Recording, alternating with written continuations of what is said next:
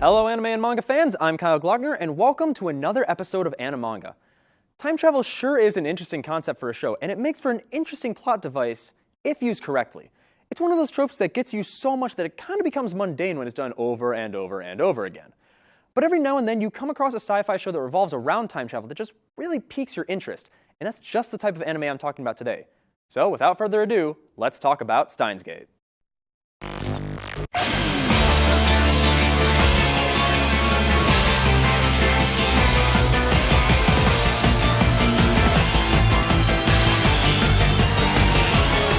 Steins Gate opens with Rintaro Okabe, alternatively known by his self-proclaimed mad scientist persona Hyoin Kyoma, attending a convention where he finds world-renowned neuroscientist Makise Kurisu stabbed to death.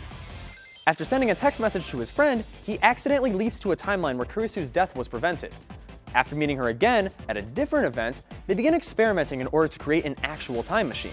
From there, Steins Gate has a lot going on, and getting into that now would make the review way too cluttered with explaining various events in the plot. But this is more about what I appreciate about the series, and there's a lot that falls into that category. For starters, I think the way they handle the concept of time travel is super interesting and unique. At first, they develop a way to send text messages back in time in order to alter events in the past remotely, and includes everything from saving someone's father to altering a character's gender. Then later, after a certain event, the gang figures out how to send someone's consciousness back to a certain point in time in order to actively alter past events. Also, I can appreciate the use of different timelines, which are referred to as world lines, in order to not make the whole butterfly effect problem a major issue with the plot. The uniqueness of this method of time travel really separates this show and left a good impression on me. But as I've said many times before, no show is complete without its characters, and Steins Gate has some excellent characters. Each of them are incredibly complex and have a lot of motivations problems that go way deeper than surface level. Okabe in particular has a lot going on involving his friend Mayuri, on top of dealing with remembering every event of the world lines he travels to. Once again, I can't get into too many details due to spoilers, but just know that Okabe goes through a lot on his time traveling journey, to the point where it almost breaks him.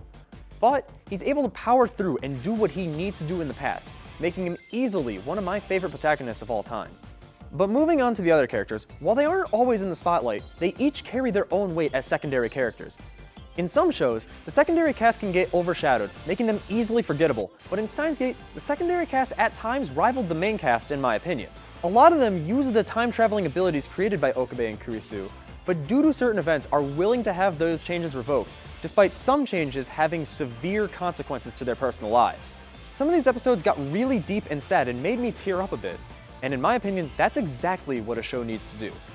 Any show that can legitimately tug at my emotions succeeds in my book. Overall, Steins Gate is a fantastic show that I would highly recommend. I feel as though it's an essential watch for any anime fan. Plus, this season, Steins Gate Zero is coming out.